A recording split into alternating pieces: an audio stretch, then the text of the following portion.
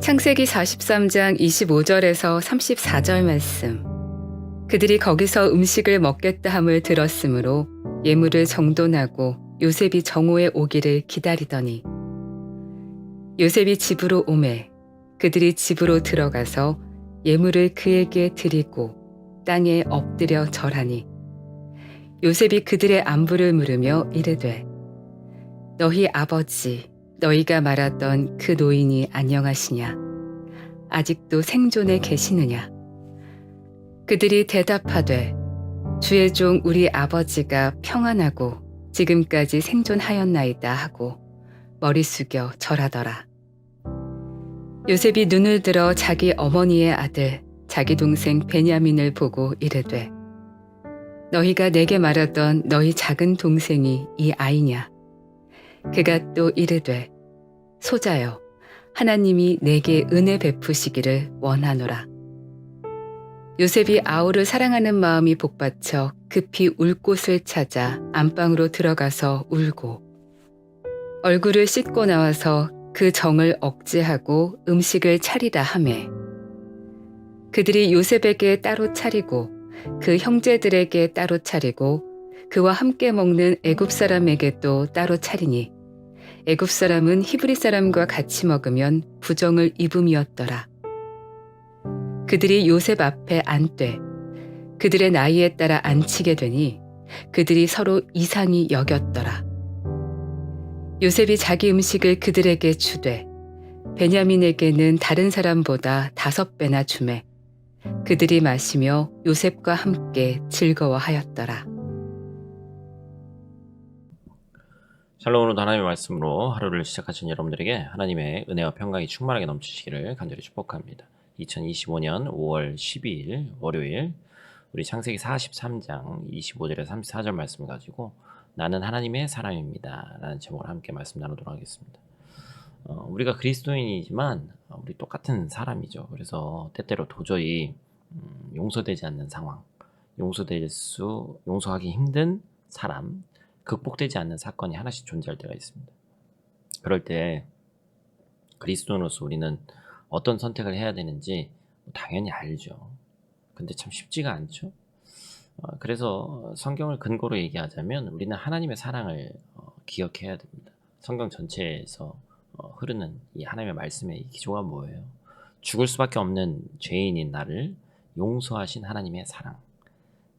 복수가 정답이고 복수가 정당화되는 이 세상 가운데서 우리는 하나님의 사랑을 증명해야 되는 것이죠. 우리가 겪는 일 중에 우연은 믿는 사람인 우리들에게는 결코 없습니다. 나의 일생에서 만나는 모든 사람들, 나의 일상에서 겪는 모든 경험들은 나라는 사람을 다듬어 가시고 완성시키시는 하나님의 시간이다라는 것이죠. 하나님께서는 한 가족의 비극, 동생을 향한 형제들의 질투와 분노까지도 합력하여 결국엔 선을 이끄시는 분이시죠.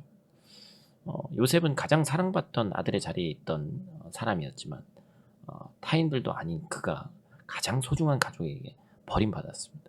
그 당시 약 17살의 소년이었던 그가 이제는 강력한 나라 애굽의 총리가 되어서 강력한 힘을 가진 자가 되었죠. 그러나 요셉은 복수하지 않았습니다. 자신의 시간 속에서 경험한 하나님의 은혜와 만지심을 통해서 온전한 하나님이 됐습니다. 그리고 하나님이 원하시는 대로 악을 악으로 갚지 않고 선으로 악을 갚게 되죠.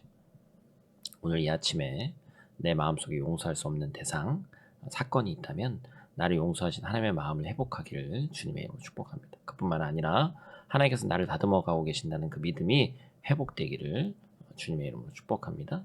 오늘 본문 말씀을 통해서 우리가 첫 번째로 기억해야 될 것은 하나님은 하나님의 사람을 높여주신다라는 것입니다. 아버지의 집에서 가장 사랑받던 아들이었던 요셉, 장자들에게 주어졌던 그 옷을 입은 그 아들이 형들의 분노에 노예로 팔리게 됐습니다. 17살밖에 되지 않았던 청소년이 감당하기에는 쉽지 않은 일들이었어요. 특별히 형들이 그를 죽이겠다고 마음먹게 된 일이 뭐였죠? 바로 요셉의 꿈 이야기 때문이었죠. 결국에 꿈 때문에 흥하게 되지만 꿈 때문에 망할 뻔했던 그러한 일이었습니다. 그 결과 어떤 일이 일어났어요? 창세기 37장 말씀에서는 결국에 꿈꾸는 자가 오는도다 하면서 죽이고자 하는 그런 음모를 형들이 꾸미잖아요. 그리고 요셉의 꿈이 이루어지는 것을 차라리 막기 위해서 그것을 죽이려고 합니다. 실제로 죽이지는 않았지만 스스로 빠져나올 수 없는 구덩이에 던지고도 모른 척하면서 음식을 먹던 그들의 행동은 간접적으로 살인을 한 행동이나 마찬가지죠. 그들은 요셉의 꿈이 이루어지지 않게 하기 위해서 그렇게 행동했습니다. 놀라운 것은 의도하지 않았지만 그들의 행동이 하나님을 대적하는 일이 되었죠. 그러나 그들의 뜻은 이루어지지 않았습니다. 하나님께서 언제나 하나님의 사람과 함께 하시기 때문이죠. 창세기 39장 2절 말씀 우리 한번 같이 읽어보겠습니다. 그의 주인이 여호와께서 그와 함께 하심을 보며 또 여호와께서 그의 범사에 형통하게 하심을 보았더라. 아멘. 노예로 팔려나간 요셉에게 행복한 미래를 기대하는 것은 당연히 어려운 일이에요. 그런데 아무도 없는 것 같은, 또 아무 희망도 없는 것 같은 그때에 하나님께서 요셉과 함께 하셨죠. 하나님의 함께 하심은 그 은혜로 요셉은 결국에 애굽의 총리가 됐습니다. 그가 원하지도 않았고 의도하지도 않았지만 이게 중요하죠. 의도한 게 아니에요. 근데 하나님께서 요셉을 높여주셨습니다. 요셉의 꿈이 이루어지지 않도록 하기 위해서 세운 계략들이 하나님 앞에서는 완전히 막힐 수밖에 없었다는 것이죠.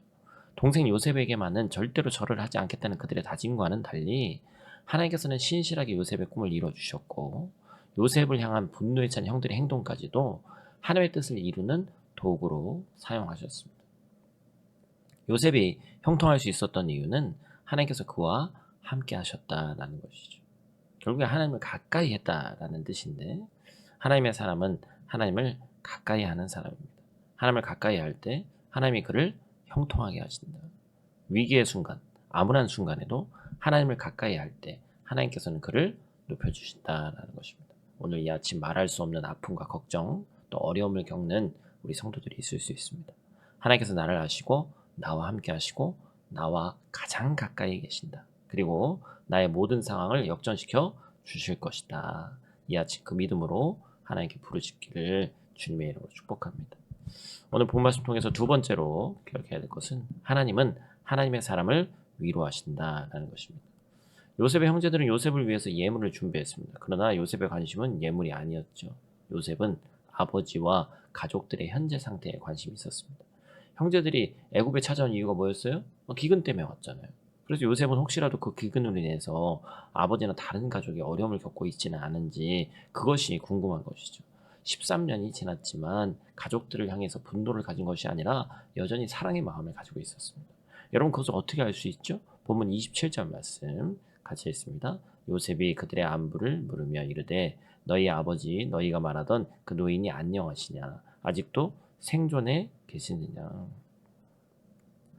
이 안녕이란 말이 히브리 말로 여러분 뭐예요? 샬롬이죠. 샬롬은 하나님 안에서 누리는 평안을 뜻합니다. 요셉이 아버지와 가족의 샬롬을 물은 것은 13년 시간 동안 자신의 삶에 끊임없이 부어주신 하나님의 샬롬 때문이죠. 그는 환경에 지배받는 사람이 아니었습니다. 그의 인생을 통해서 일하시는 하나님의 일하심을 경험하는 삶을 살았어요. 그 경험이 그의 믿음이 되었습니다. 우리가 흔히들 얘기하잖아요. 상황과 환경에 의해서 일희일비하는 사람들 얼마나 많습니까? 뭐 대부분의 사람이 그렇죠. 저를 비롯한 사람이 그래요. 얼굴에 그 모든 것이 드러나고 상황이 저 사람 얼굴만 보면 뭐 지금 뭐 하는 행동을 보면 모든 것이 그냥 어떻다는 것이 다 드러나는 사람이 있잖아요. 그게 바로 나라는 것을 인정해야 됩니다. 내가 그렇게 연약한 사람이라는 것이죠. 그런데 환경과 상황에 지배받지 않는 방법이 있더라는 거예요. 하나님께서 이 상황 가운데 일하실 것이다. 하나님이 가장 나와 가까이 계시기 때문에 이 상황을 역전시킬 것이다. 그 믿음이 그에게는 있었다는 것입니다. 보디발의 종으로 있을 때, 감옥에 있을 때 자신을 인도하시고 요셉을 지금의 요셉이 되게 하신 하나님의 섭리와 일하심의 의미가 무엇인지를 몰랐는데 깨달았다는 것이죠. 세상 사람들은 복수를 해야 된다. 당하고 살아서는 안 된다. 그렇게 이야기합니다. 그런데 하나님의 사랑을 경험한 사람, 하나님의 은혜를 경험한 사람은 하나하나 갚아주지 않습니다. 도리어 모든 것을 용서하는 넓은 마음을 갖습니다. 요셉은 복수하지 않았습니다. 도리어 형제들을 환대했어요. 형제들이 요셉을 통해 은혜를 누리게 됩니다. 그러나 여전히 은혜를 은혜로 누리지 못하죠. 그들 가운데 두려움과 걱정이 죄가 있기 때문에 있을 수밖에 없습니다. 여러분 이게 용서의 힘이에요. 용서하는 사람의 마음은 평안합니다. 하나님의 계획을 깨닫습니다. 그러니 사랑으로 형제들을 대하는 거예요. 동생 베냐민을 보면서 마음이 북받쳐서 주체할 수 없이 눈물을 흘리기도 합니다. 이것이 인생의 고난과 어려움을 깨달은 하나님의 모습이에요. 긍휼의 마음이 생기는 거예요. 세상의 환대에는 거저가 없습니다. 그러니 형제들은 불안해하는 거죠. 지금 완전히 상황이 바뀐 거예요. 그러나 하나님의 사랑은 거저 주어지는 것인데 세상의 사랑으로는 이해하지 못하죠. 그 사랑을 경험한 자들만이 누릴 수 있는 사랑이다라는 것입니다. 이 사랑을 삶에서 실천할 때 하나님의 사람 한 사람을 인해서 많은 이들이 은혜를 누리게 된다라는 것입니다. 우리가 받은 사랑이 이런 사랑입니다. 죄로 인해 죽을 수밖에 없던 우리가 예수 그리스도 한 분의 십자가의 은혜로 인해서 세상에서 경험할 수 없는 놀라운 구원의 은혜를 입었습니다. 여전히 그 사람, 그 사건으로 인해 해결되지 않는 원한이나 분노가 여러분 가운데 있습니까? 하나님의 사랑으로 극복하고 회복되기를 간절히 축복합니다. 하나님은 언제나 하나님의 사람을 위로하십니다. 요셉과 함께 하신 하나님이 나의 하나님이십니다. 오늘 하루도 하나님의 사람을 위로하시는 그 하나님의 위로하심이 충만하기를 예수님의 이름으로 축복합니다. 우리 다 같이 있는 자리에서 함께 기도하고 마치도록 하겠습니다. 사랑의 아버지 하나님, 이 아침 우리를 이 첫 자리부터 깨워주시고 하나님의 얼굴을 말씀을 구하게 하시니 감사를 드립니다. 요셉처럼 상처와 아픔을 지나온 인생 속에서도 하나님의 사람으로 세우시는 그 은혜를 우리가 찬양합니다. 하나님, 오늘 우리가 만나는 모든 사람들과 상황은 우연이 아님을 믿습니다. 고통을 통해 다듬으시고 기다림 속에서 빚으시고 용서를 통해 하나님의 사람으로 만들어 가심을 확실히 믿습니다. 요셉이 복수하지 않고 세상의 방법을 쓰지 않고 환대하며 형들을 사랑한 것처럼 우리도 용서하고 사랑하는 하나님의 사람이 되게 하여 주시옵소서. 혹시 내 마음 가운데 아직 용서하지 못한 얼굴이 있다면 주님의 십자가 사랑을 기억하게 하시고 샬롬의 평안으로 회복되게 하여 주시옵소서. 오늘 하루도 하나님의 위로와 은혜가 우리 삶 가운데 강력히 역사하기를 원합니다. 또한 우리를 통해 누군가가 하나님의 사랑을 경험하게 하나님 도와 주시옵소서. 예수님 귀하신 이름으로 기도드립니다. 아멘.